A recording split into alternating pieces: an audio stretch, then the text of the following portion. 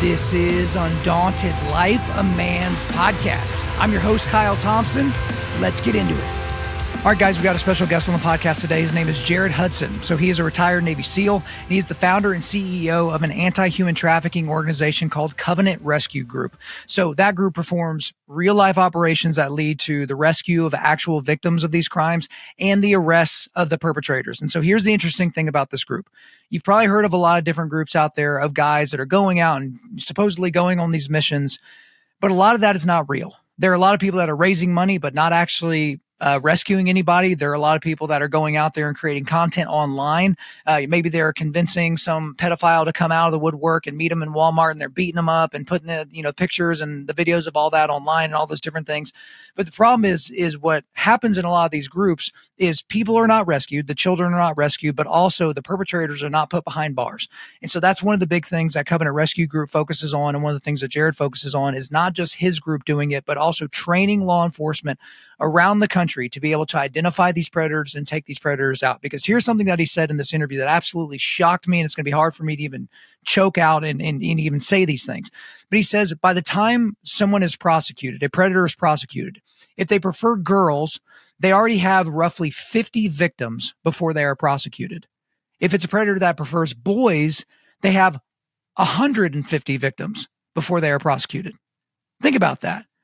Think about the trail of depravity and darkness that we see before we even get these guys behind bars. And so we certainly talk about that in this conversation. We do go all the way back to the beginning. Why did he decide to join the military? Why the Navy SEALs? What was his relationship like with his father, which really pushed him and propelled him towards things like that? We got into the current state of the military and how the military seems to be way more focused on DEI as opposed to killing people and breaking stuff.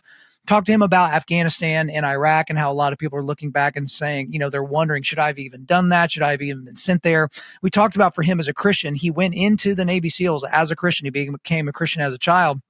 And what that was like for him, because, there are people that have some consternation about, okay, my job is killing people. These are image bearers of God. What do we do? So we talk about that tension there, why he chose to get out, why he started Covenant Rescue Group, why go from, being a federal employee, killing people at the behest of Uncle Sam to entering the fight against human trafficking and child exploitation. We talked a little bit about how they do their missions, but then also, when you get these people arrested, how do we not just arrest them, but we actually get them prosecuted? But then we had a conversation about pornography and how the ubiquity of pornography is leading to a lot of these behaviors, what parents can do to help protect their children from potentially being sexually exploited. And guess what, guys? Spoiler alert, it's going to have a lot to do with the smartphones that you're putting in your child's pocket without any restrictions whatsoever. But we get into all those different things. Guys, this is a heavy one today, but is well worth your time. So without further ado, let's get into it. Jared Hudson, welcome to Undaunted.Life, a man's podcast. What's up, brother? How you doing, Kyle? I'm doing good. I should actually say welcome back to Undaunted.Life, a man's podcast, because this is our second attempt at trying this interview out. But I recorded back in the day. Do you remember Lieutenant Colonel Dave Grossman? He wrote On Combat and On Killing. Yeah, I remember Dave Grossman. Yeah, I remember Dave. Yeah, he and I recorded a 2-hour-long podcast like 6 years ago, and it completely bricked, and like the file was corrupted and all that. And so he literally told me something, and I was like, and this at the time, this was like the 4th interview I'd ever done. Like, I'm recording in a closet, like it's no big deal, right? He literally goes, well, I guess God wasn't satisfied with the first attempt, so let's do it again. So this wasn't as bad for you and I, because we only recorded about 15 minutes before everything went haywire, but I'm assuming God just didn't like any of your answers the first time. So do you remember 100%. What you said the first time? Just forget it if I did. Yeah, we're just going to wipe that away and get out of here. Yeah. But hey, we got to get into this first subject matter because we got a lot of ground to cover today. But anytime I have somebody on here that was ever in the military, in any of the branches of the military, I'm always curious as to kind of what led to that decision. Because for me, like, I grew up around a lot of military because I grew up in Lawton, Fort Sill, but I never raised my right hand and said I would protect this, country from enemies, foreign and domestic. So for you, why were you drawn to the military? Why the Navy? Why the Navy SEALs? Yeah, so long story short, I played ball growing up as a kid, was a decent ball player, but didn't get any scholarships to go anywhere. I had a preferred walk-on scholarship to one school and couldn't afford to go to that school on the preferred walk-on scholarship, right? I just didn't, my college wasn't going to be paid for. I actually went and became a firefighter, did that for about a year right after high school, and went on mission trips with my church and really felt called or led by the Lord to do something in the military. I'd always been drawn to the military of all things. The Marine sniper program was something that interested me. I was all about Tom Berenger, that the sniper movie. I think it's called Sniper, from back in the day with Tom Berenger. So that was always something that I was drawn to. So when I got back from that mission trip, spent a lot of time praying. I was in Africa and with Gardendale First Baptist Church. And I told my dad, I said, Dad, I think I need to go to the military. And he said, and all he told me was, he said, well, son, you haven't, applied yourself scholastically or athletically. Those are his opening words, which I think is kind of funny. Basically said, you're dumb and you're unathletic. You suck. Right. Yeah. Nobody said that. He said, you haven't applied yourself. So your school's not going to be paid for. Me and your mother can't pay for your school. You've done the firefighter thing, and that's cute and all. But if you go to the military, I'm telling you, I'm basically regurgitating what my dad told me. If you go to the military, do something special. Now, I always preface it with anybody who joins the military. I mean, hey, you're joining a branch of service, and there's a lot of benefits behind it. So, don't think, and you get a paycheck. So yeah, it's service, but it's also, sometimes it's the only route people have. Does that make sense?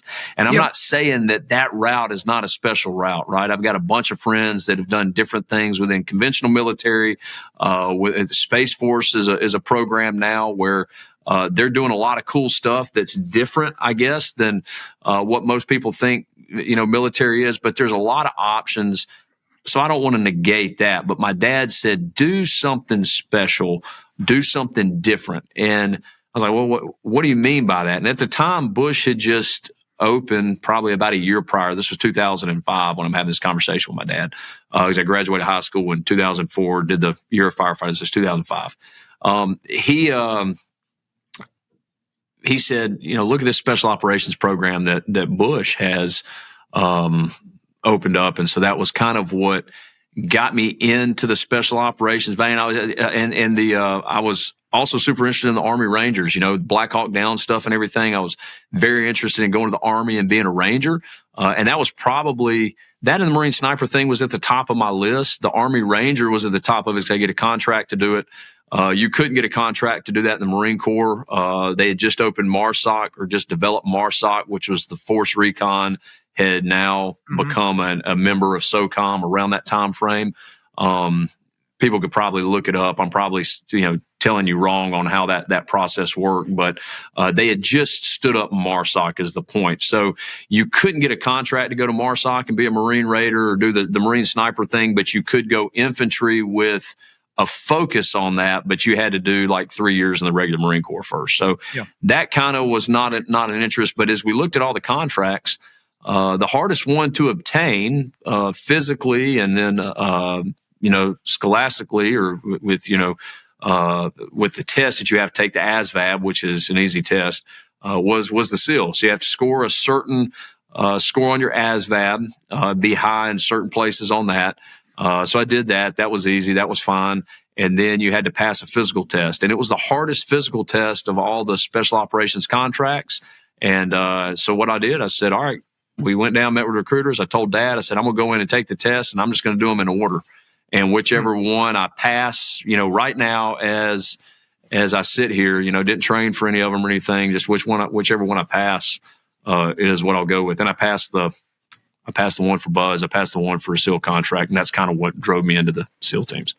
Okay, so let's fast forward, because obviously you became a Navy SEAL, and at this point, a lot of ink has been spilled and descriptions have been made about buds and being cold, wet, and sandy and all the different things, and, winter buds versus summer buds, like all that stuff. All that's fine.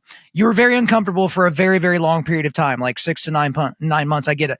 The thing I'm curious about, though, is to other guys that I've talked to, either on the show or just personally, they had something internally, not externally, that was driving them. And it sounds like you had an external motivator from your father who basically demanded, if maybe that's a little bit too heavy-handed, he basically demanded, hey, if you're going to do something, you're going to do something special, and you're going to do something that's going to require a lot of you. I guess my question is when you're, cold, wet, and sandy there on the beaches of San Diego out there, or by Coronado and all that, Are you thinking about, I don't want to let my dad down, or was there some sort of internal constitution in you to be like, no, like this is for me, this is for God, this is for country, whatever that is? Yeah, I mean, I think everybody, whether you realize it or not, whether you want to admit it or not, even if you have a good or a bad relationship with your parents, or even if your parents weren't around, there's going to be somebody who physically on this earth, right? I'm not talking about our Heavenly Father, which I'll talk about in a minute as a Christian. I'm talking about physically on this earth, somebody who you don't want to let down, whether it's my dad, my mom, now my wife and my daughters. I respect my dad, but now as a, almost 40-year-old man with kids and a wife, I'm not worried about my granddaddy or my dad or any of the men or women, my grandmother, my mom, my aunts, my uncles, none of those that I tried to impress when I was younger, that I wanted them to be proud of me. They've already shown that, hey, we are proud of you. Heck, and to be honest with you, they don't even want me around anymore. They just want my kids around, right? It's the, now I'm trying to impress my wife and my children. And that's why God says, or that's why Paul says in scripture that, hey, I prefer for you not to be married if you can keep from burning with desire, the sexual desire, because if you have a wife, you're going to be worried about how you can impress your wife as opposed to what you need to be doing for the things of God. But he also says that marriage is a gift from God, right? So it's not that it's not an either or, it's a both and, if that makes sense. So I think that transitions for everybody in their life. I know for me personally, that was absolutely there. Mom, dad, brothers, sisters, aunts, uncles, grandmother and granddaddy, everybody. And dad kind of being a driving factor behind that, would do something special, go to the SEAL teams. So that is one thing of it. But I would say more importantly, what got me through, and let's go all the way back to how I was raised. I've been a Christian since I was 6 years old. I was saved at 6 years old. It means I asked Jesus in my heart. I always preface the Christian thing with this: Jesus was God reincarnate. In John chapter 1, in the beginning was the Word was God, the Word was with God, all was made through him and by him, and without anything that was made wasn't made without him. And that's the first 5 verses of John chapter 1. Verse 14, the Word became flesh and dwelt among men. That is Jesus, coming to the earth as God. I believe that's who Jesus is. I don't believe he was a good man, a perfect man, a prophet. I want to make sure that that's clear. And I believe it's through him, through his death on the cross and his resurrection, that I have eternal life with God. And as a 6-year-old boy, my parents had taught me that. And I remember going into their room and asking them. Now I have 2 kids. My youngest is 2, but I have 2 that also at age 6 came to me, and we spent a couple days going through the scriptures and said, Daddy, I'm a sinner and I want Jesus in my life so that I can spend eternity with God and you and Mama. And so that was... I was rooted in that when I was young. And the Proverbs tells us, in Proverbs, it tells us that you raise up a child in the way they should go. When they're old, they won't depart from it, right? And I would say when we were going through my mantra, whatever you want to call it, 2 Corinthians, is it 12:9, when Paul is talking about his thorn in the flesh, right? And he says that I've asked 3 times to be taken away. And what did God say to him? He says, my grace is sufficient for you. My strength will be made perfect in your weakness. I wrote a short book about 40, 50 pages long about the armor of God through the eyes of Navy SEAL. And I talk about it in that book about how I literally could not accomplish the task at hand. Jared Hudson couldn't do it. I could not do it. And it wasn't that hard. It wasn't that the physical standard was that hard. It was just the continuous physical standard. Does that make sense? It was unbelievably difficult, the standard that had to be met, especially for somebody who was I'm an average athlete, decent, played ball, but nothing great. And I had to lean on God every day because the standard was hard. It physically, like you said, it sucked. And that's the scripture the Lord gave me during that time. My grace is sufficient for you. My strength will be made perfect in your weakness. So in my weakness, in those moments that Jared Hudson couldn't make it through, he made me strong and he drug me through it. So I would say that was more of my driving force or driving factor behind Buds, and then SQT, and even getting into the team is I had to lean on him because I couldn't do it in my own strength. I appreciate you getting into that detail. And what that brings up for me as well as you were talking, Jared, is I've talked to a lot of different SEALs. I've talked to SEALs that when they were getting into the teams, they were Christians. I've talked to SEALs that were non-Christians while in the teams and then became Christians later. became a Christian while they were in the teams, like all kinds of different things. And all of them eventually come to that same place where they have this internal debate about, can I do this job and be a Christian? Or when they look back on their career, they're like, okay, because y'all are like, okay, you're there to kill bad guys and break stuff. That's what I say what the military is. And y'all are at the tip of the spear of that in terms of like killing bad guys and breaking stuff. Now, obviously, people will exegete the scriptures improperly. And when they say thou shalt not kill, it's actually thou shalt not murder. But then we have a lot of people looking back on their service and like, should we have ever been in Afghanistan? Should we have ever been in Iraq? Should I have ever been doing this contract work here, there, or any other place? So for you individually, did you ever have that internal consternation about, hey, my job is technically to kill people and I'm killing image bearers of God here?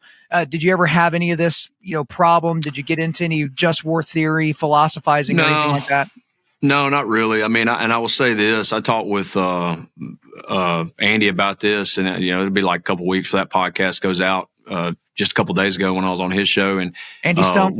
Andy Stumpf, cleared hot. One of the things that I'd mentioned to him, he had told me something.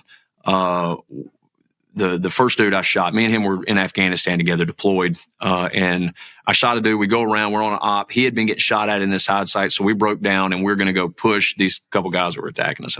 And one thing Andy told me, he said, "Hey, you kill a guy." I mean, I was tickled pink, man. I was high-fiving guys like, "Oh, killed a dude with mortars, with AK." Like, it's like a kid deer hunting, killing their first deer, right? So in my mind didn't, it almost like you don't even comprehend what you've done. But I mean, this is everything I've done is up to this point. I'm in combat now. We're getting shot at, and I just killed the first person I've ever killed.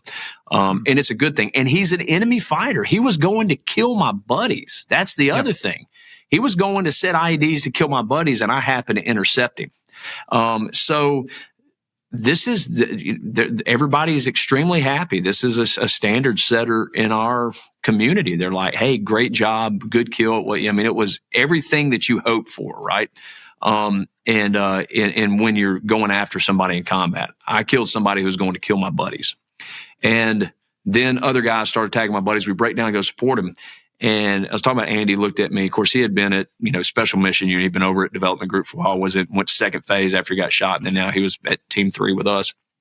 And he said, "Hey, you killed your first guy. Yeah. Here, high five, shake your hand. Good job. Now be a professional. Act like you've been there before. Everybody has." Now it's funny hearing him say, talk now. He's like, man, he said, one, everybody hasn't killed anybody. He said, but number 2, he said, I don't even remember saying that. I was like, yeah, I said, and I figured he wouldn't. But that stuck with me. But I remember hearing coaches say that growing up playing ball. Don't go crazy when you put the ball in the end zone, or don't go crazy when you hit a double or a triple. Act like a professional. Act like you've done it before. It's Barry Sanders thing. Barry Sanders scores and he just tosses the ball to the ref. Exactly. Don't expect to be elevated for doing something that you were supposed to do. And he congratulated me on that, but he said, "Now be a professional." So that stuck with me more so there than anything is, okay, this is the job we do. We're not conventional military. We're not patrolling white space or doing this. We are taking the fight to the enemy. We are the tip of the spear, even though we might not be going after high-value targets. Doesn't matter. We are going after the enemies of, at that time, our nation. Now, being older, looking at it, I question more on why we were there.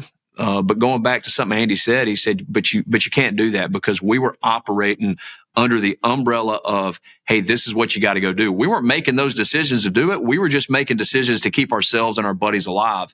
And I thought that was very, he doesn't realize this when he said it, but that's actually a scriptural principle. Yep. You control what you can control. This is the hierarchy. This is what I'm told to do. If I'm not sinning against God, if I'm not doing the wrong thing, my country sends me to fight this country because this country attacked us. That's what we're told. That's all I know. We find out that that's not true 20 years down the road, and hindsight's 2020. But I'm out there. We're not murdering civilians. We're not doing evil things. We're not killing women and children. We show up to this country at the behest of a political agenda, for lack of a better word. And now I've got to keep me and my buddies alive. So we go back to our wives and our kids. whenever we get home. And we just kind of do what we're told in that framework. And Christ says that. He says, do everything as if you do it under God. Do it with all your might. If you're a soldier, whatever it is that you do, and he tells the Roman soldiers, be worth your salt, because they got paid in salt, right? Do a good job. At that point in time in my life, when I'm sitting there in a sniper hide watching somebody go plant IEDs to blow my buddies up as they leave the town, I'm not put there to share Christ with that guy anymore. I'm put there to defend my friends and me and make sure that we all get home to our families, or make sure that they stay alive long enough that I can share Christ with them. So that's kind of how I rectify it or justify it. I thought it very interesting that Andy said that like 2 days ago. You can't think too much on what the political does over here, because we have no control over that.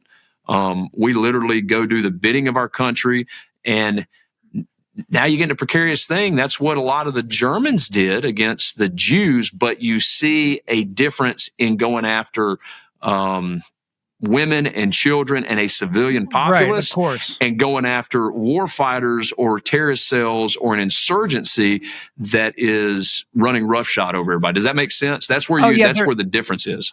Yeah, there's no comparison to the German military marching women and children out into the middle of the woods naked, having them dig their own hole in the ground and then shooting them in the back of the head. Right. Yeah, that's and what we were doing. There's no comparison. Yeah, exactly. There's no comparison. So the reason I say that is I've had people use that before. No, that is where God is telling you to stand, as Dietrich Bonhoeffer did, against the authorities that are over you, because the authorities that are over you are using their authority for unbelievably sinful purposes. And you can see it at face value. This is not some political decision that we don't see or don't know. For us in Afghanistan and Iraq, now looking back on it, I would say, probably, why were we really there? And it was the pullout that made that happen for me. Well, what did my buddies die for? What do we kill people for? Because look at the Biden administration's pullout. But I didn't know that at the time. That was 10 years prior to that. We were in Afghanistan and went all the way back to 2008. And it was, you don't know those things. So it's not at face value that, hey, this, what the political agenda is. So you can't think about it. You can't worry about it. I just have to do the best job I can with the team of guys I'm on.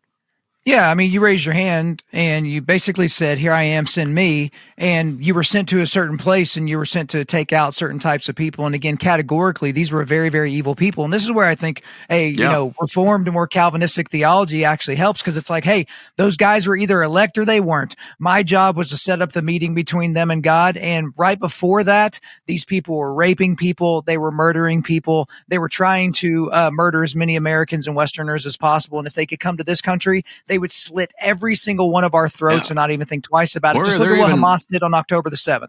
Yeah, that's a great example. And they're even murdering people in their own country. I mean, it is tyrannical rule through their religious ideology, the religious ideology of Islam and what they believe in that. But with that being said, I've never had any issues with that. Now I can look back on it and say, I wonder at the big level what we were doing there, but it doesn't impact how I feel about what we did at the team level or what I feel my buddies have been doing at the team level, even since I left.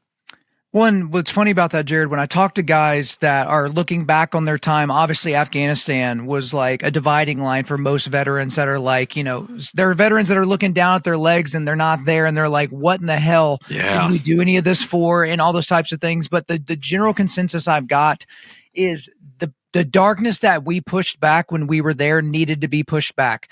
We can't control the fact that a Democratic administration wanted to get a political win without regard for any of the negative downstream consequences that would happen, and without regard for what things would look like decades down the road.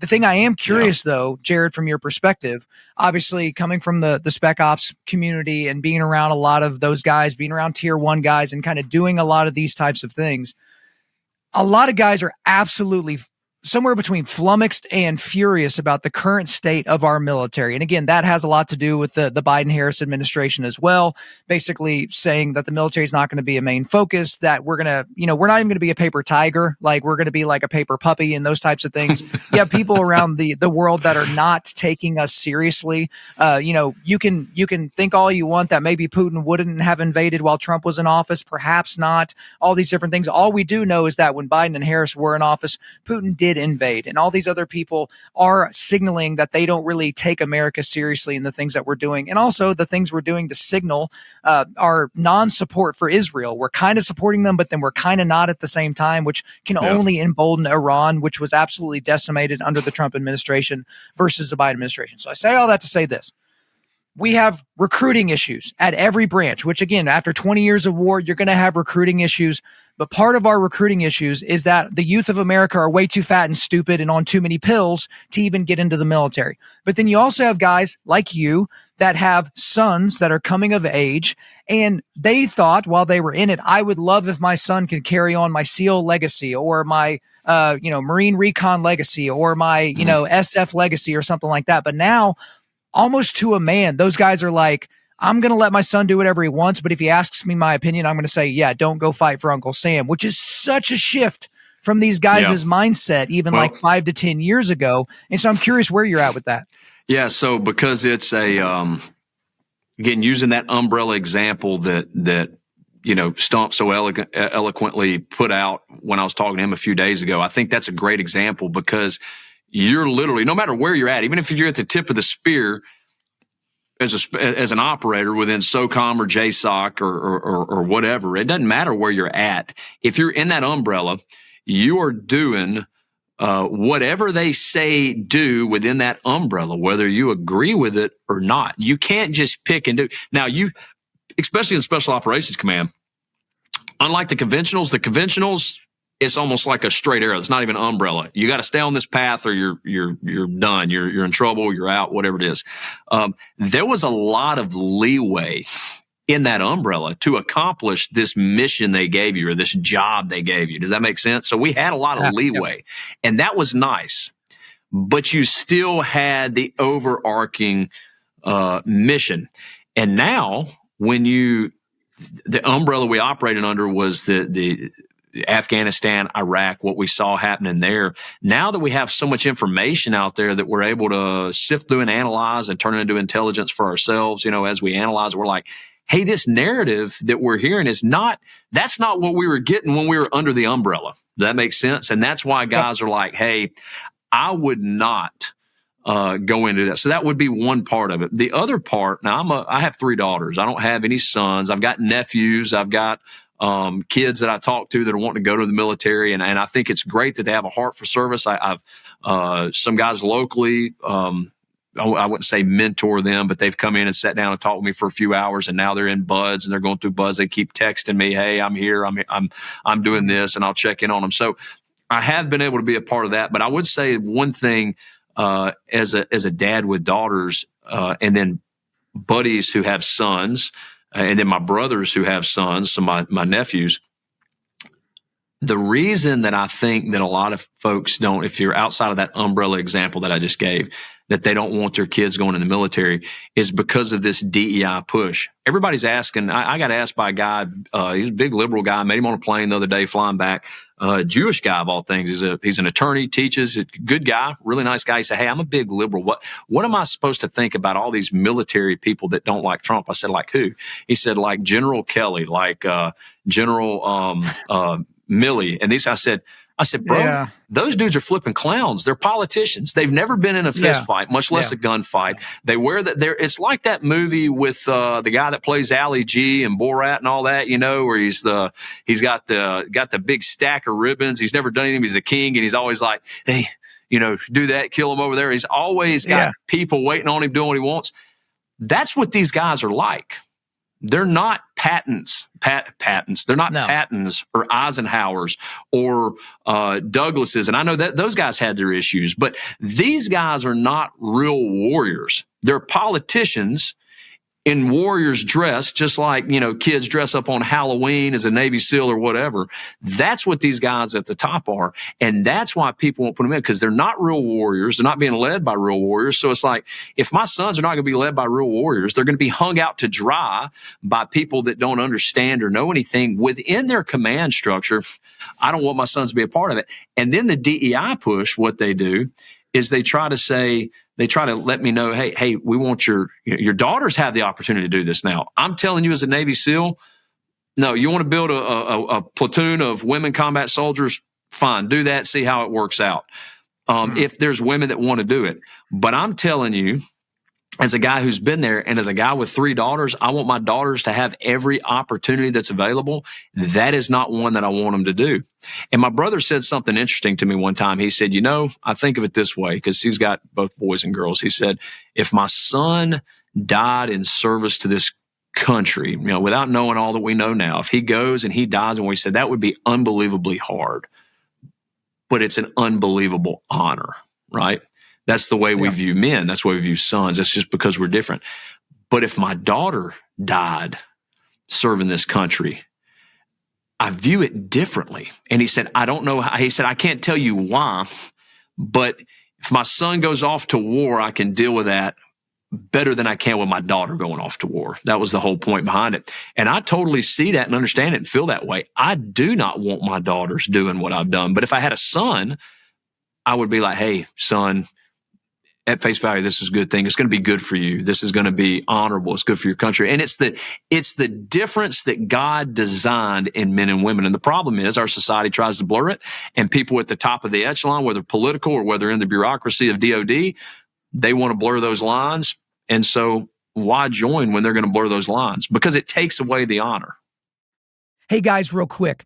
Do you remember during the pandemic when you basically couldn't get anything shipped to your house? All this manufacturing that was supposed to be taking place in America had been shipped overseas and you just didn't notice it. And I remember a bunch of companies saying, we're going to do everything we can to make sure that we bring manufacturing back to America, and almost none of them followed through on that promise.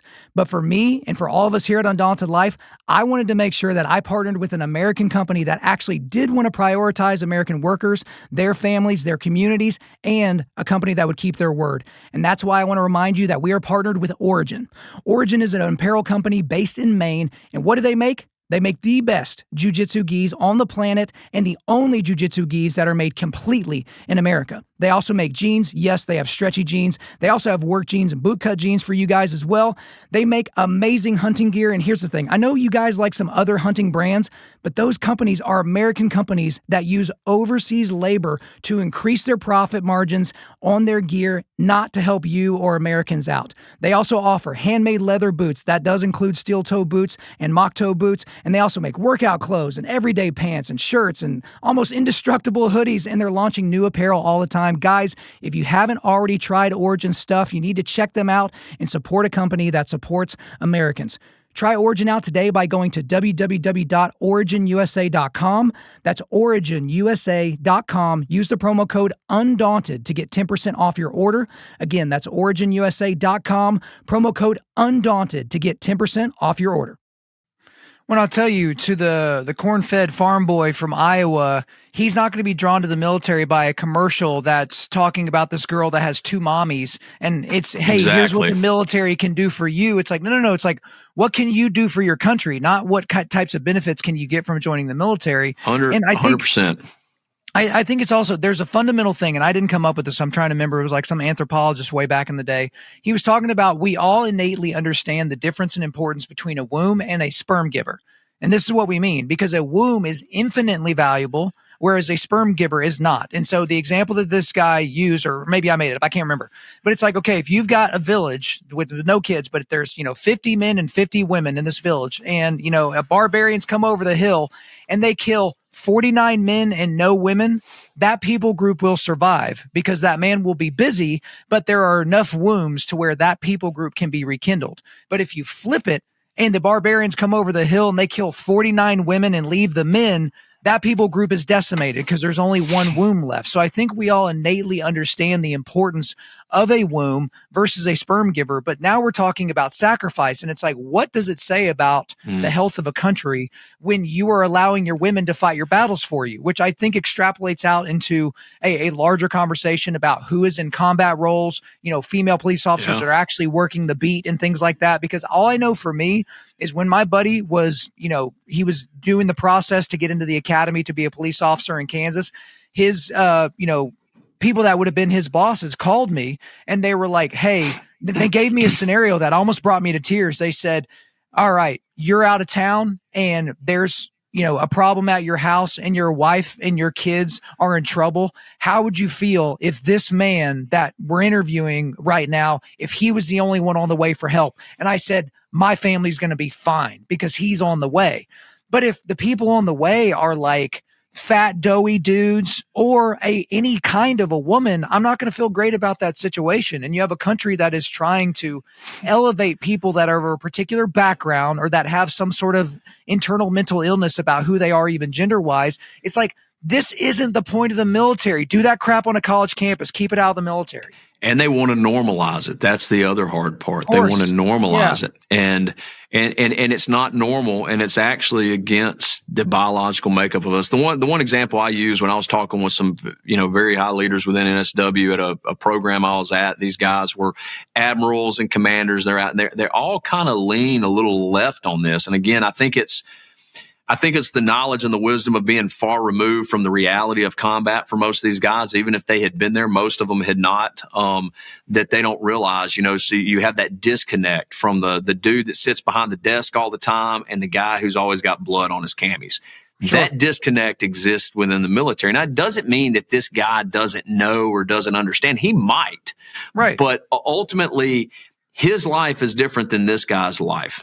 And when they're talking, well, we think we should allow, women in and all that and going through the process, I said, then create a program for women, because how much do you spend on family resiliency? And I can't remember what they say. They call it family resiliency because they realized a SEAL or an operator who was able to maintain his marriage and his kids, was not divorced, was going to be better, right? They see that. If the family unit is cohesive, then the operator is going to be a better operator because he doesn't have this burdening him over here while he's trying to do high-level operations. And I said, have you asked, y'all spend millions of dollars. I want to say it was like $23 or $33 million they said they spent on family resiliency. Again, I can't remember. You could probably look it up and find the exact number, but it was in the millions. I do remember that. On family resiliency for naval special warfare, okay? And it might have even been just for one coast. I can't even remember, for one group, like group 1, group 2, development group, whatever group, right? So however much they spend, you're spending all this money on family resiliency. Have you talked with the wives about how they feel about a female being in the platoon or the task unit or the squadron with their husbands? Have you talked with the wives about it? And they hadn't.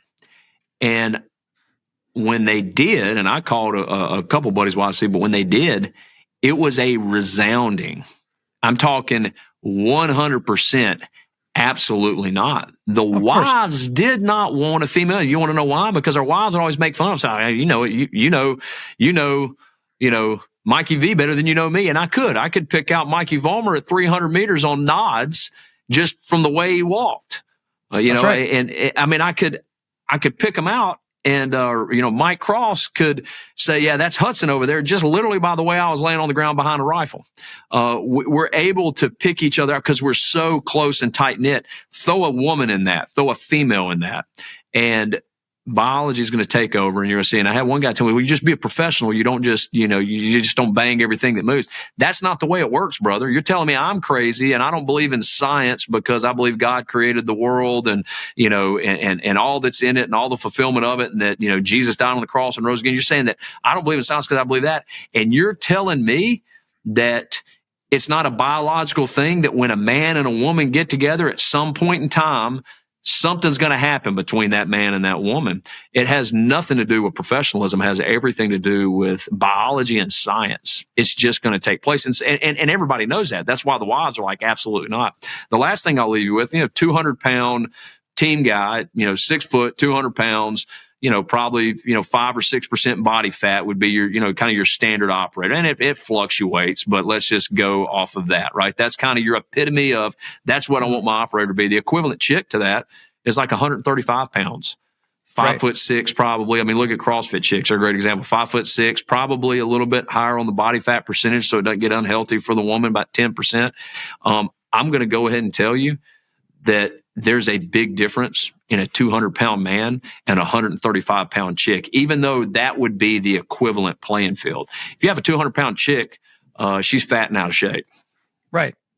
Well, in addition to that 135-pound freak beast, CrossFit, World Games winner woman, that type of person, she's still not going to be able to pick up a 200-pound SEAL that's got 70 pounds of gear that's currently dead weight to get them out of, get them off the X. It's just not something that they're able to do. But also in addition to that, and then we got to move on. There's an innate protection mechanism in sheepdogs like the guys that end up on the SEAL teams. And when you put a child or a woman in and around these men, that innate mechanism to protect this individual is going to be ratcheted up. And so, yes, there's the biological issues with, sexual attractions and distractions, but also men start to peacock when there's a attractive woman around and they're trying to be like, hey, who's got the bigger, bolder feathers? And that's going to create a lot of issues as well. So we got to get to the stuff that you're working on now, but as a bridge to the stuff you're working on now, at some point, everybody's military service ends up having to end, whether you get your 20 years in or whether you do whatever. You have to make that choice to get out of the military. For you didn't just make that choice and, go into something basic. You made that choice and then you went kind of into the entrepreneurism world and, you started the Shooting Institute. But I am curious for you, what made you get out? Why not go, the CIA private militaristic group route like a lot of the guys do? Why go straight from, hey, you're a federal employee to, no, I'm going to be an entrepreneur and eat what I kill? Yeah. So long story short, when I got out, I was, going through a medical process. I was diagnosed with type 1 diabetes. They tracked it to the anthrax vaccine. All of that being said, that precluded me from being able to go back in. Me and my wife actually had a different plan that we're going to go with, doing the reserve SEAL team for a few years, let her finish nursing school here at UAB, where it was paid for her. Like her school was paid for here, moving back to where we were from, doing that, me doing the reserve route, doing some contracts for, agency, Trident Group, all the different, contract things, and then go back in. The Lord changed that trajectory very quickly.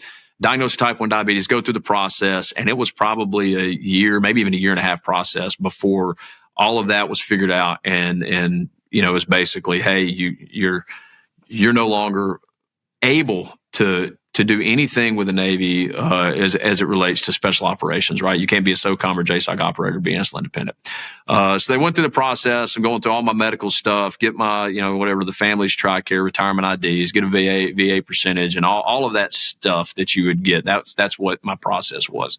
And in that transition, in the time of that process, I tried to do some contracts, went overseas. It didn't work out because of, some of the medical things I was dealing with. So I became a sheriff's deputy here in the state of Alabama and went to the academy, became a law enforcement officer. And while I was doing that, started finishing my degree, my business degree, or my master's in business. So as I started that process and started doing that, I worked full-time law enforcement for a year. The doors opened with some government contracting and start my company that I could get out and start, or that I left full-time law enforcement and started training DOD and law enforcement entities. And the Lord let that morph into a couple of other things we did, wildlife work with wildlife biologists, animal culling, and sharpshooter training for people within the federal it'd be like federal animal control people, but they worked within the departments of forestry and different things like that, right? So training those people how to cull animal issues within urban and city areas, and then working with those on that, working with the federal government and the different DOD entities, Marine Corps, Air Force, Navy, Army, all of them, and then law enforcement agencies. And doing that, and then it morphed into anti-human trafficking work. Got called to do quite a bit of that, and that's when my wife and I, in 2018, we decided to start Covenant Rescue Group, our nonprofit. And in 2019, we got our 501c3 status, and I think in 2022, if I remember right, I came on full time to Covenant Rescue Group because we had grown so much at that time. So that was kind of that transition out, and that's what moved me into what I do now. I did run for sheriff in the state of Alabama, and the largest county in the state. Is a county election, but it's the size of a congressional district. You got 712,000 people, I think, in a congressional district.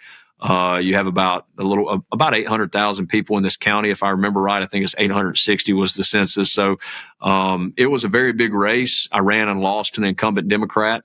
I ran as a Republican, lost to the incumbent Democrat by about 2 percentage points, plus or minus, 10%.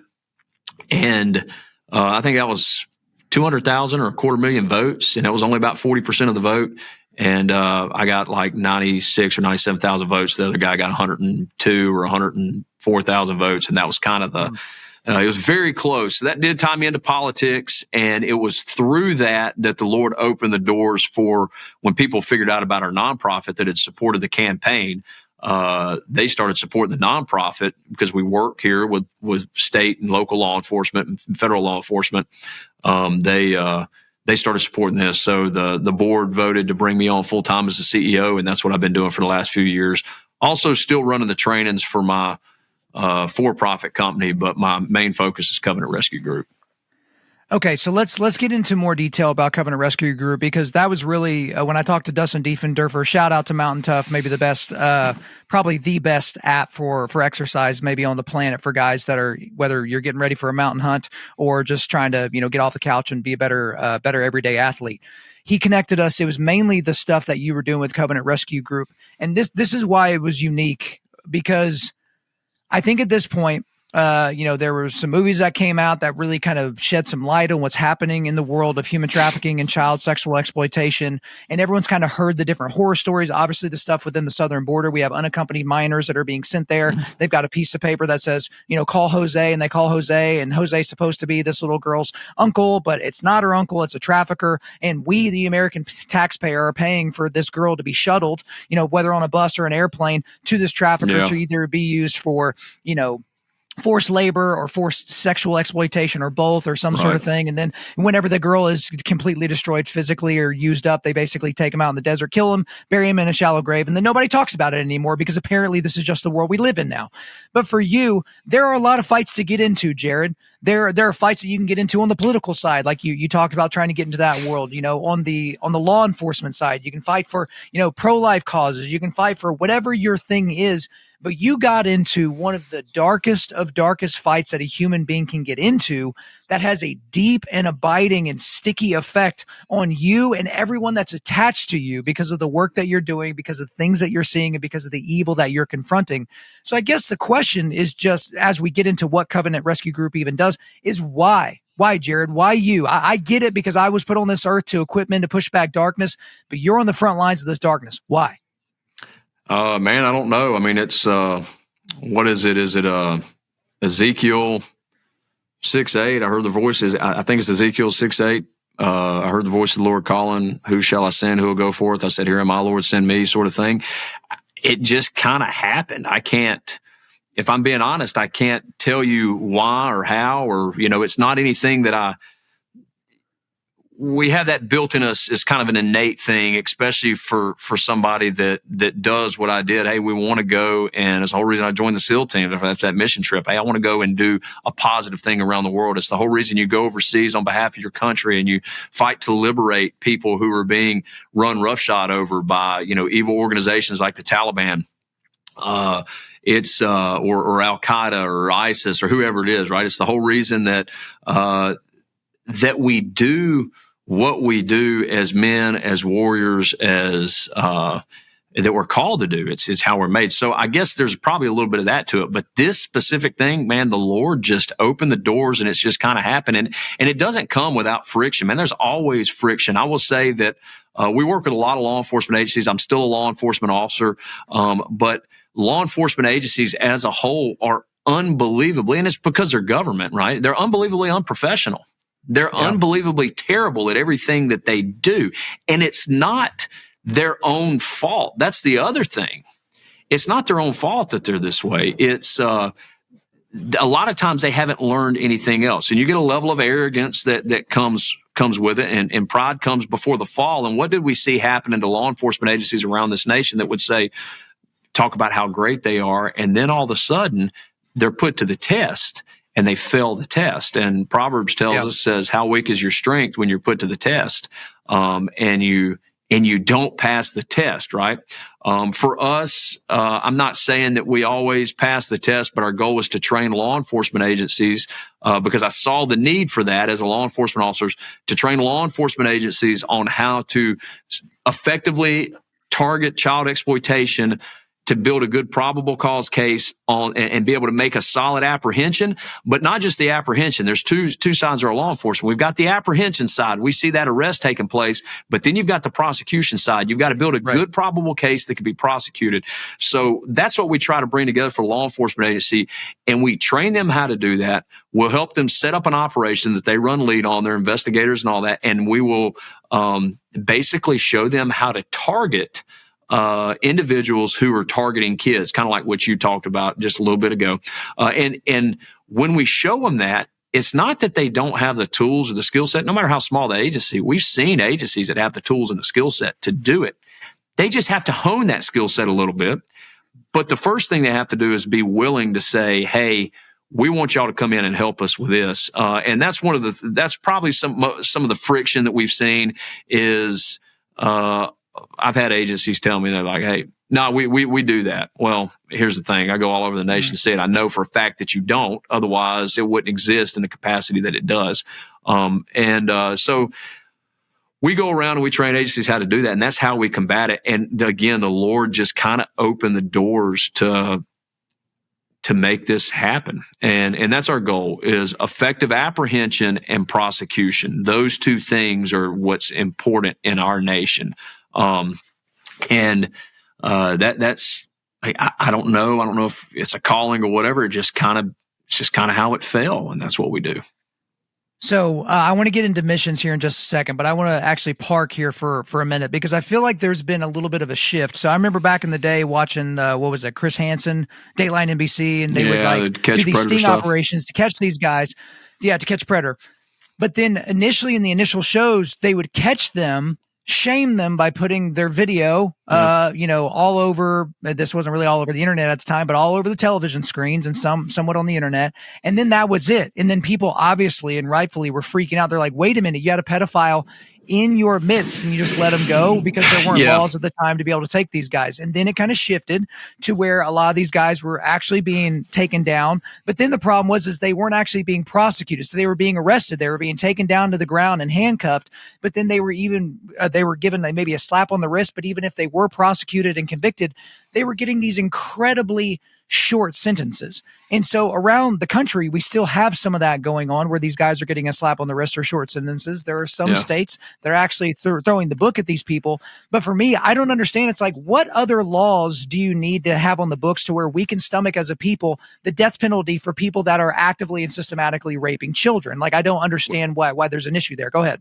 We've had the laws have always been on the books. So one of the biggest things is everything is, and now it kind of kills me, because it's kind of like in the new Top Gun movie, when they're flying under the radar through the friggin' ditches or through the canyon. Yeah. And we can't get above the radar, because as soon as we do, there's missiles start going everywhere, right? You remember that? That's kind of how we have to operate on our end. And Hansen and those people, they didn't do that, because again, there was never a court case. There was never anything that they had to deal with or effectively do. Law enforcement agents weren't sure about it. Hey, how can we make an arrest? Because it's Hansen bringing him in. He's going to put him on a TV show first. So can we even arrest this person? There was some very precarious things there, because it's really honestly violating probably Fourth Amendment rights more than anything, especially if you're chatting them in on an email or a phone. So it's not red tape that keeps you from doing it. It's not a lack of laws. It's that the way they were doing it was arguably violating constitutional rights that are already outlined for us in the U.S. Constitution. So that would be the first thing I say about those sort of things. You see the guys that do it on Facebook. They'll be like, hey, I got this guy right here showing up for a kid. They'll shame them. I've seen them make them drink their own piss and all that kind of stuff. One of the things that we've seen is, sometimes get somebody with some sort of mental issue, right? I've seen one of the kids was an autistic kid, and we've chatted those guys in. It doesn't mean that you don't deal with that, and that could have been a criminal act. This guy, just because he has a mental issue, doesn't mean he can't go after your 9-year-old daughter. They most certainly can, but we have to deal with that differently than we would a normal criminal act of this 45-year-old teacher showing up for a kid. Does that make sense? So do we see the difference? And so training the law enforcement agency on how to effectively sift through those differences to target people who are really targeting kids, not somebody who, it has an issue mentally. Or another thing we see, you get a 19-year-old kid who's drunk, out drinking, whatever. He sees, showing up for a 14 or a 15-year-old girl who's got some semi-hot pictures online, and he shows up. This is just a dumb kid that wants to have sex. He's not a sex predator. Doesn't mean you don't slap him on the wrist. Doesn't mean that he doesn't get hemmed up. And maybe you change the trajectory of this kid's life. He made a dumb decision, but that is not the same, again, as the 40 or the 50-year-old person who is habitually going after children. And that's the difference, I would say, that you've seen. And the Hansen thing is, and even the guys on Facebook and Instagram, vigilante groups, is they don't show how to do this. They just bring in who they can. They want to make a show about it. They want to fly above the radar. Well, when you do, they start shooting missiles at that case, and you can't make a successful criminal case on that, right? So that's where we try to stay under the radar. That's why, I've been doing more of these interviews recently, and it's negatively impacted. I'll be honest, these podcasts we go on and stuff, it spreads the word. We've got to raise money to fund this, but it also negatively impacts what we do, because now we're starting to get above the radar a little bit, and people will start shooting. These defense attorneys will get in and molest a solid criminal case. So our goal is to teach the law enforcement agency. We're not doing this. We just oversee, and we go alongside them to make sure they do it appropriately, how to build a solid criminal case that doesn't violate that initial constitutional right, in particular the Fourth Amendment, because most of our stuff is, through messaging, right? Whether emails, social media, text message, whatever, right? Don't violate that Fourth Amendment, so that we have a good probable cause felony case to make an arrest.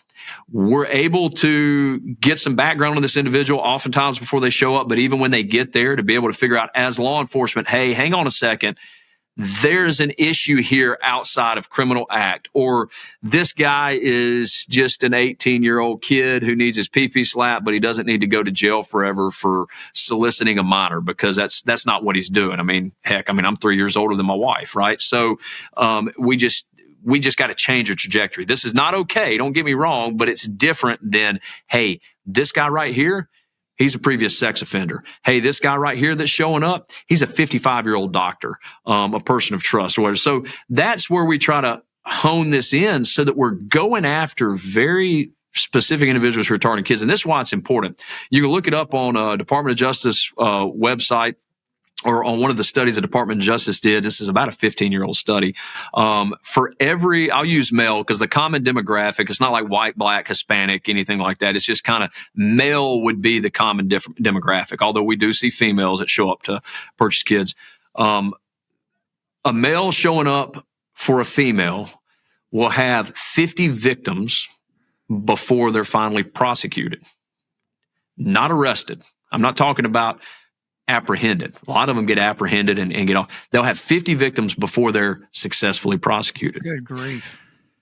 A male showing up for a male will have 150 victims. And both of these are plus or minus 10%, right? That's kind of how they did the study. 150 victims before they're prosecuted. You can look that up on the, I might see if Steven can send you the link to the reports. It's a couple 100 page, like 250 or 300 page report with DOJ. And I think the American Psychiatric Association.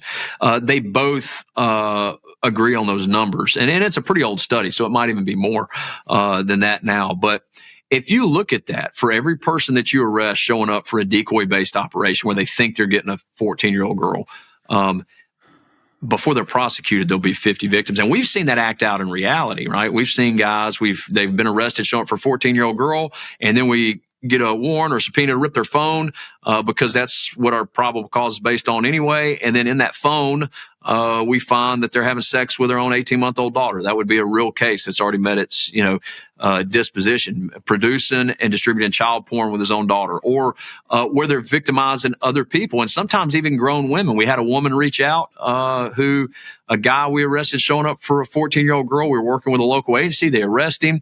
She reaches out to the agency and says, "Hey, I just want to let you know I didn't have anywhere to go, didn't know what to do, but he used to take me and lock me in a trailer for 3 days at a time, make me perform sex acts, videos, put it online." She was an illegal immigrant. She was afraid to go to the police, so she reached out anonymously and told us this. And she said, "Thank you for getting him."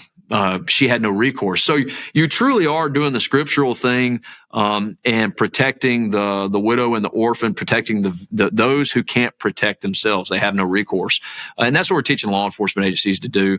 The last thing I'll leave you with, there's an agency not far from here, a buddy of mine that was working the child advocacy. Is like not ICAC necessarily, internet crimes against children. It was just their crimes against children thing, and it might be internet crimes against children. It might be actual abuse cases. Like he has all of these cases, whether it's tips, whether it's actual cases that are on his desk that he should be investigating.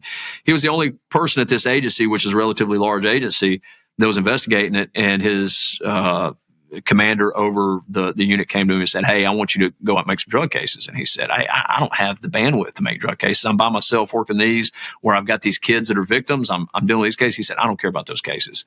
He said, the bang is worth the buck on a drug case. I want you making a drug case.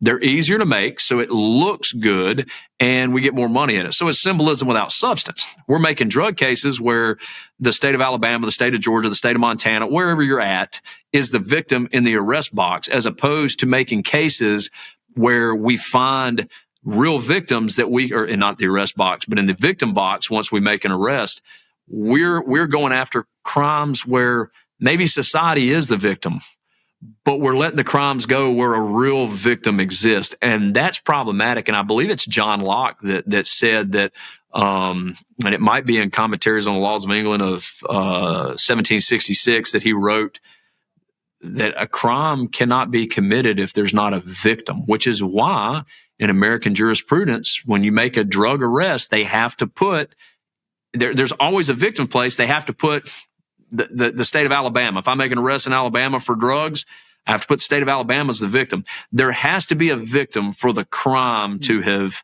been committed. And we're letting crimes go where there are real victims. There are and they're children that are victims. It's not like somebody's victimized me because, they rob me and they go away and they rob some, grown man.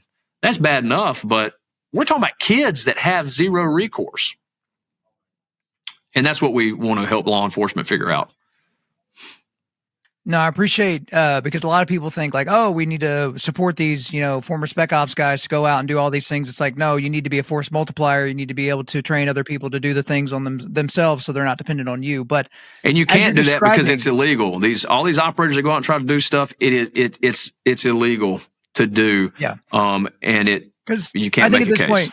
I think at this point we've seen all the guys that are, maybe MMA fighters or different guys like that are getting these dudes to show up at Walmart and then they beat them up and do all that kind of stuff. And maybe you like that, maybe you don't, but it's ultimately ineffective. But as you're describing what you're describing, it's hard for me as a father to listen to what you're describing, knowing what I know of stories that have actually happened, things, guys that are in this world, and you hear those stories about the 18-month-old child that is sexually exploited so that someone can make money distributing child porn, the 50 victims before they're prosecuted if they trying to meet a girl, the 150 victims if they're trying to meet a boy before they're prosecuted. Like, I'm sitting here, I can feel, because I'm a ginger and I'm very aware of this, I can feel my blood pressure rising. I can feel my face getting warm and hot. And also just the angry tears welling up in my eyes at the injustice and the evil and all those things that are related.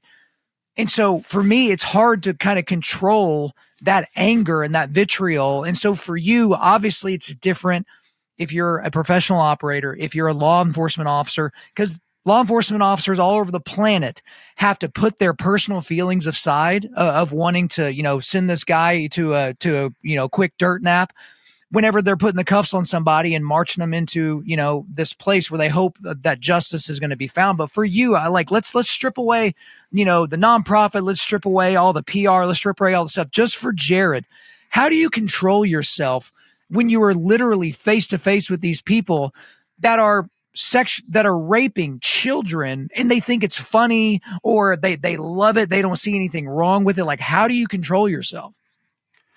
Well, one, we live in a sin-fallen world, right? And we know that. I mean, obviously, you as a believer, you understand that. And the morality of man is filthiness. Any righteousness we have is still filthiness before God. So I remember that I'm not far from any of these individuals that do this. Now, maybe I wouldn't show up for a kid, or maybe I wouldn't rape a kid even without Jesus in my life. But what I can tell you is this. Is I'm a sinner saved by grace, number one. So the same grace that's extended to me, I believe that I should extend to anybody, no matter what the sin is, because I do believe we serve a mighty Savior who can deliver them from that and deliver the victim, and who will deliver the victim and ultimately let justice be served. So I would say that's the first thing for me. The second thing, in Proverbs, it says a fool gives full vent to his anger. There's been many times where I've been angry, and I'll be honest with you, more often than not, I'm not angry with the individual who's showing up and might have done these things to kids. I am angry with them, and we're going to deal with them appropriately. And we have a system that does a pretty good job about dealing with them, right? We're going to make sure that they get arrested and prosecuted.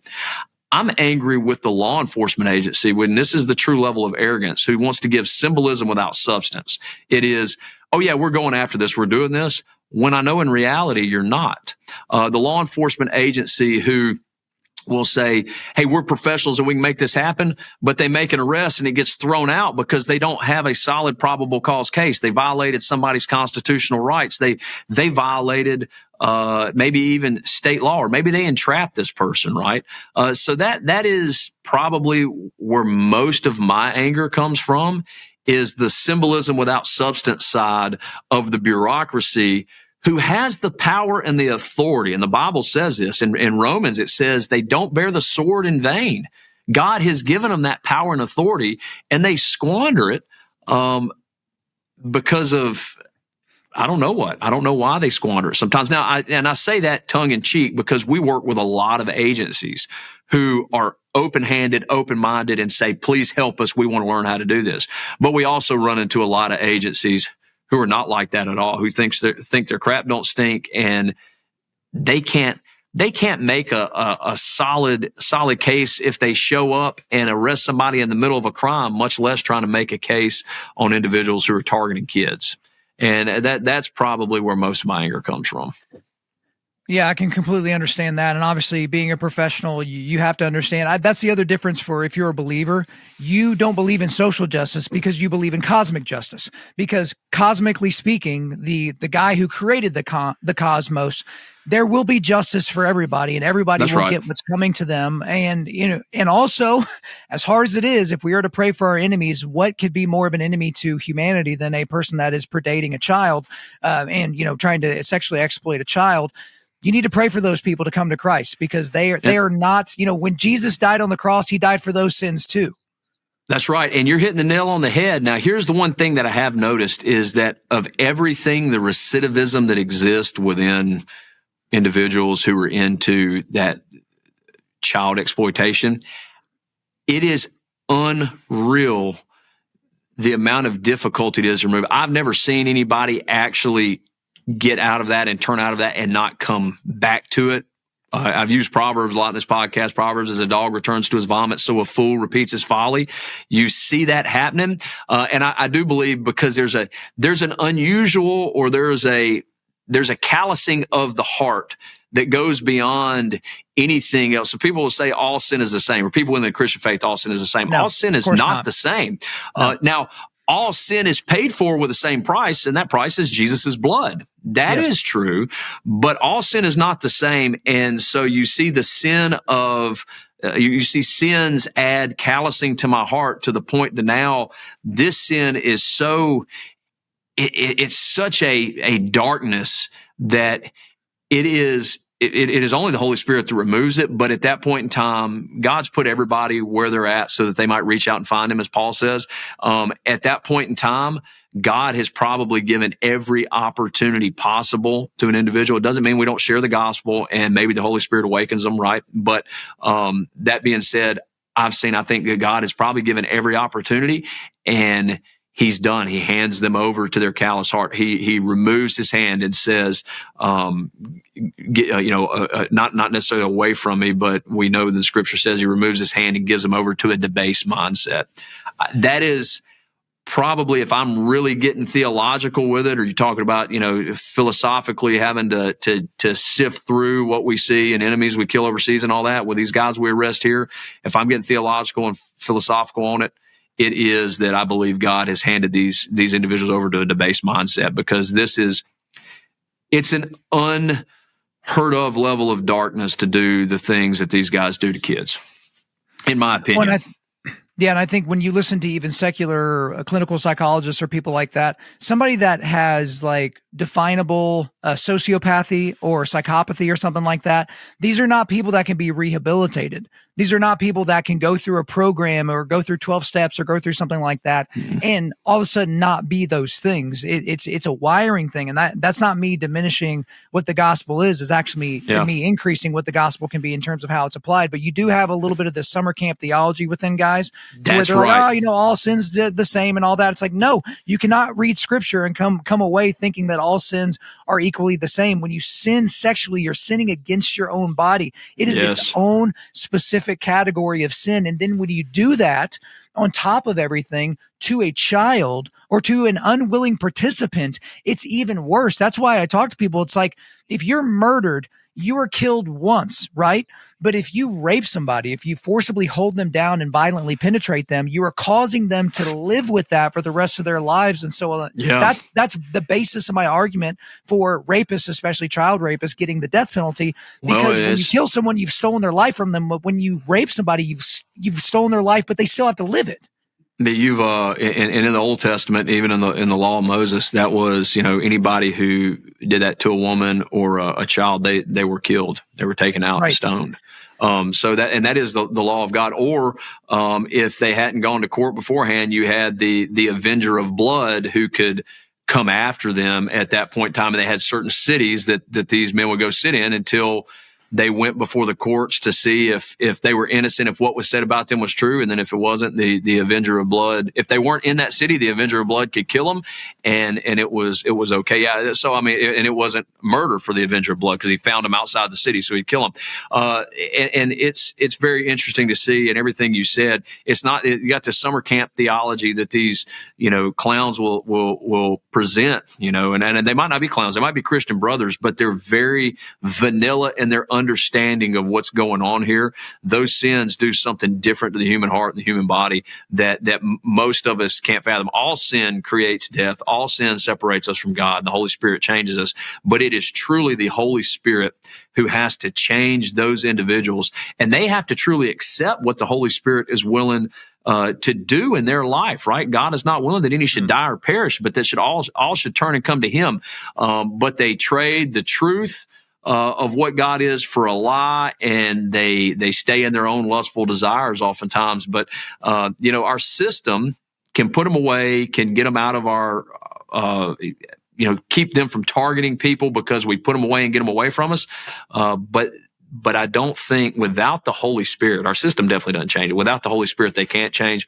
And I have not seen yet with what we've done, I've not seen that change in anybody's life. But I do believe it's important that you still pray for them and you still present Christ and Christ crucified to those individuals as well.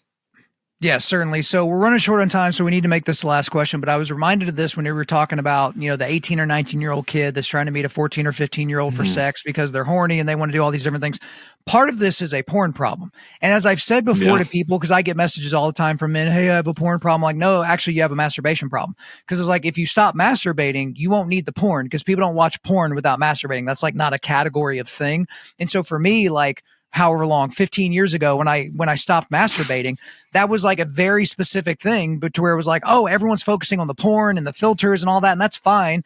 But it's like, if I stop masturbating, then I cut off this lustful act from the things that were helping me do that, the masturbatory aids, as it were. But for a lot of these young men, these 18, 19-year-olds, they have been steeped in hardcore pornography since they were a child, since they were 7, 8, 9, 10 years old.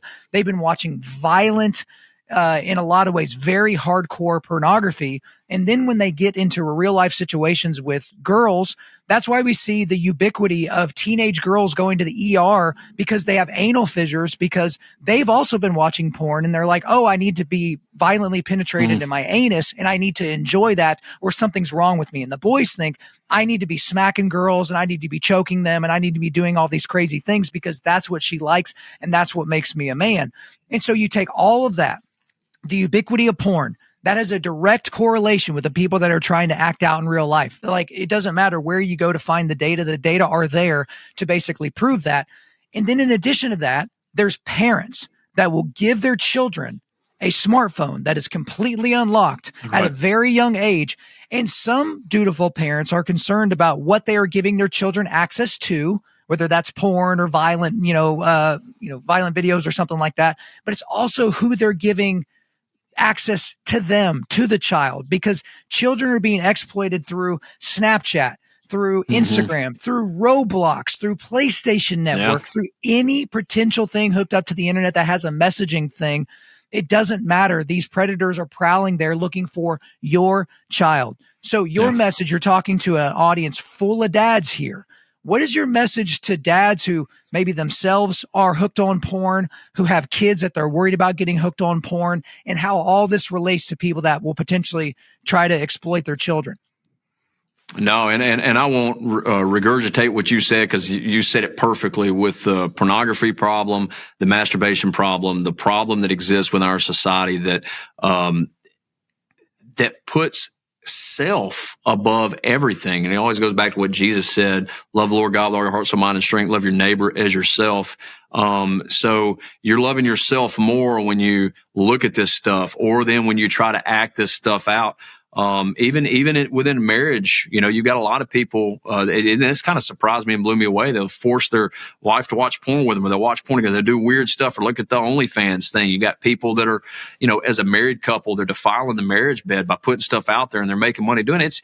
It's absolute insanity, and it corrupts the mind. And when it starts altering and changing the mind, into the ways of the world, obviously friendship with the world is enmity toward God. So you become an enemy of God, and it starts to just totally shift and change who you are. So if you're stuck in that, realize what it leads to and pray that God delivers you. If you don't know Christ, pray that he reveals himself to you. God reveals himself to you. It will be in the person of Jesus Christ, and accept him from who he is, and pray that the Lord will change you in that. And we're all sinners saved by grace, and we all have to regularly pray it and put on the armor of God. But the one thing that we don't stand in conflict against, I think it's Philippians chapter 1 that says, Paul says, I'm in conflict.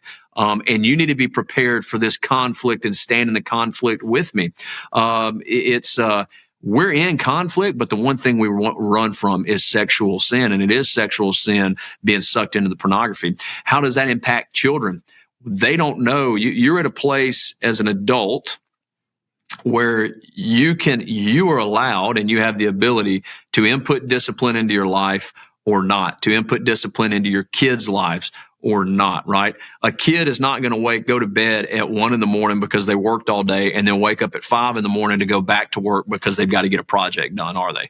They're just going to sleep, right? Because they haven't learned. You have to learn discipline. Even Jesus himself, it says this in Isaiah, it says the child came and he had to learn obedience and discipline. Jesus, God himself, came in the flesh and had to learn this, right? He learned it from his father, the carpenter here on earth, but he had to come and learn discipline and obedience to the Father. And this is important for us to understand. If Jesus had to learn it, you better believe that we have to learn it. And it's important that you input that or implement it in your life, especially as it deals with porn or sexual sin. And then you also start implementing that in your kids' lives and praying over your kids and praying for their minds and their purity. So that would be the first thing as Christians. And if you're not a Christian, I'm telling you, I don't know how you could do it any other way than being rooted in the person of Jesus Christ. Now, the phone situation, that is huge because we give our kids cell phones and we just open the world to them and them to the world. And you just mentioned when you were talking about the sexual sin issue of pornography and how it sucks people in, not just boys, but also girls. And it messes them up mentally, emotionally, and physically because of what they have to do. To fulfill something that God put in us, which was, supposed to be the sexual desire of a husband and a wife come together, becoming one flesh, right? And then for men and women that are out there, it will take your desire away from your husband or your wife, and you won't desire them anymore, or you can't enjoy what God has given you because it's been cheapened and stolen by the devil. So you give them the tool that allows that. The problem is something else. You're exactly right. The problem is something else, but this is a tool that allows that to happen. Now take it one step further. There are predators who know that tool allows that to happen, and That's they right. have the same issue, and you better believe that they're going to be on that tool trying to talk your kids. And it's no longer the free candy van that shows up and steals your kid. That could happen, and it does happen very rarely. They will talk your child right out of the house. 59% of people who exploit children, let's say, whether they sexually abuse them, whether they sell them, whatever it is, 59% of people, the child knows, right? Whether they got to know them on any of the games or social media, the child has a relationship with them, 59%. The other about another 30-ish%, I think, it gets it close to, it might be 35% or 34%, is a family member. So now it's not just people, where you might meet at church, you might meet out in town and you become friends with, or they might meet online. It opens up that pool of fish that they can potentially develop a relationship with. That 34% is a family member. So father, uncle, mother, aunt, whatever it is, right? Cousin, it's somebody that they're actually kin to. And then 7%, the statistic shows that 7% is somebody that's just random that they don't even know. And that's very interesting to see. So what you've done when you give your kid a phone is you've given them the ability to build a relationship with you don't know who through a device, and they will not show up and steal your kid from your house. They will talk your kid. They will steal your kid's mind, and they will steal them right out of your house because you're not paying attention. So for dads, and I'll leave it at this because I know we don't have much time. I know we're wrapping up, but one of the most prolific sex predators of all time. He focused more on boys, I believe, if I remember right, but he didn't. But he wasn't really picky or choosy. I think he lived in a white demographic, but he said he didn't really care about the demographic. He just focused on kids, primarily boys. But they asked him, what made you target somebody? None of those things were the thing that he mentioned. The thing that he mentioned was, he said, the first thing I would look at was the dad. If I saw a kid that I wanted to go after, I would look at the dad, and was the dad a threat? And that is something important. I'm not talking that you have to be, you look at, some of these cage fighter guys and all these dudes who fight in the UFC for a living. I'm talking some of the toughest dudes in the world, right? I love watching UFC fights, boxers, all of these guys that you see. I'm not talking about guys like that. I'm not talking about guys who fought war overseas, Navy SEALs or whatever. If you're a dad, you have to be some sort of a threat. You don't have to get in a cage and win a cage fight with a guy. But when it comes to your kid, you better be willing to do whatever it is possible to protect that kid. And this predator said, if I saw that and that dad was a threat, I wouldn't go after the kid. So be a threat. Now going to the other side of it, the old mama bear thought, right? And sometimes you have that. These women want to protect their kids. But he said he would go after single moms and he would build a relationship with that single mom. So now he's a person of trust. He's known in their life. And he said, hey, look, let me stay here with the kids tonight. You go out, have some time to yourself, go out on a date or whatever. He would build a relationship, and moms would leave their kids with him. That's the rest of the interview. They would leave the kids, and he would groom those kids at that point right there. So a dad, a man, the physical threat of somebody that could create a problem is what deterred him. And that's very interesting. And so I would argue for dads, you said there's dads watching this, be a threat. Don't be obtuse. Don't be sucked into the games this weekend, or your hunting or fishing program, or your workout program, or whatever it is. Your most important calling as a dad, especially as a Christian man, if you're a Christian man, is one, share the gospel with everybody around you. Two, be the man your wife needs you to be. Be the man your wife believes you to be. And three, be a threat on behalf of your kids. You're not their friend. You're their dad. Be their dad. Be a threat. Yeah, your presence is a present. And also, again, we have so many dads that are worried about being buddies. They're worshiping at the altar of, I don't want my kid to be weird. And well, guess what? Like, would you rather your kid be weird or safe? Because if they're the only kid in the grade that doesn't have a phone, oh, okay, well, then that's just the way it's going to be. And same thing with schools. There are people that are administrators at schools listening to this right now. Aside from the fact that every school that has banned cell phones has had disciplinary problems go down, grades go up, and participation go up and all that, you're also preventing your kids from being talked out of the school. Because how many people have heard a story of a teenage girl that's sitting there bored in third hour, screwing around on her phone, and the guy that's been grooming her has finally said that today's the day we're going to meet up. She thinks she's going to meet a 16-year-old that goes to a high school across town, and she's meeting a 35-year-old man, and we may never see her again. Exactly. No, I mean, you're hitting the nail on the head, and that's the last thing I'll leave you with, and then I'll let you finish out. The thing that we see is girls will give themselves, they'll give their heart and their mind, they'll give themselves emotionally to something. So they don't even have to be there. They don't have to be physically present. They will give themselves emotionally to something.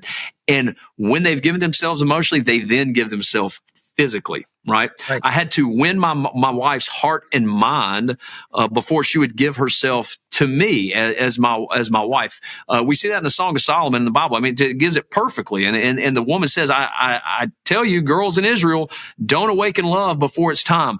Don't give yourself emotionally, because she had given herself emotionally. She was ready to give herself physically to Solomon, her future husband. Now, boys, you mentioned it just a little bit ago, they would give themselves physically. Physical doesn't mean as much. Well, they'll give their eyes, they'll give their body, they'll give themselves physically to a woman, to a girl, to the pornography, and then they give themselves emotionally to it. So it's the same problem, just from two different ends. One, they give emotion, and then the physical is taken. The physical is given away. Boys give the physical, and then the emotion's taken away. And then the same problem exists as they try to grow older, get married, build a relationship. It just doesn't work, because they've already given everything they have to give away, which is their heart, their mind, and their body. It's been given away to something that didn't deserve it. It was stolen.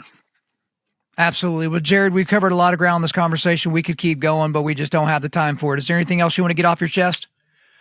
No, man, thank you for having me. If anybody wants to see what we're doing, go to covenantrescue.org. Support us. We need financial support. We go work on donors. A lot of people say, hey, I can't write a $20,000 check. Actually, our biggest, amount of supporters are people who give $10 a month, $20 a month, regularly. That's how we run and operate. That's how we do the training for law enforcement agencies to make these arrests. We average about 10 arrests, a little bit less than 10 arrests actually per training and operation we run with an agency. But then when we're done, the agencies continue to do it, and they're actively going after people who are targeting kids. So again, go to covenantrescue.org, follow us, support us financially. If you're a Christian, pray for us. If you're not a Christian, ask God to reveal himself to you, and it will be in the person of Jesus Christ. All right, guys, those links are in the show notes. Jared, thanks for coming on. Thanks, brother. Have a good one, man. There you go, guys. I hope you enjoyed my conversation with Jared. But before we let you go, we are going to do a quick resilience boost. At Undaunted Life, our mission is equipping men to push back darkness with content that forges spiritual, mental, and physical resilience. I've got 2 links for you today. I've got a link to the Covenant Rescue Group website and also to Jared's personal website. Thank you for listening to this podcast. Wherever you're listening to this, please subscribe, rate, and leave us a positive 5-star review. If you want me to come speak live at your event or on your podcast, just shoot me an email to info@Undaunted.Life. That's info@Undaunted.Life. Follow us on Instagram and like us on Facebook, and check out our website for everything else, including how to donate to keep more content like this coming your way. Just go to www.Undaunted.Life. And as always, we want to thank the band Holy Name for allowing us to use their music for our content. The music on this podcast is their song Perpetua, which is off their self-titled debut album on Face Down Records. The links are in the description. I'm your host, Kyle Thompson. Remember, keep pushing back darkness, keep forging spiritual, mental, and physical resilience, keep seeking the Lion of Judah.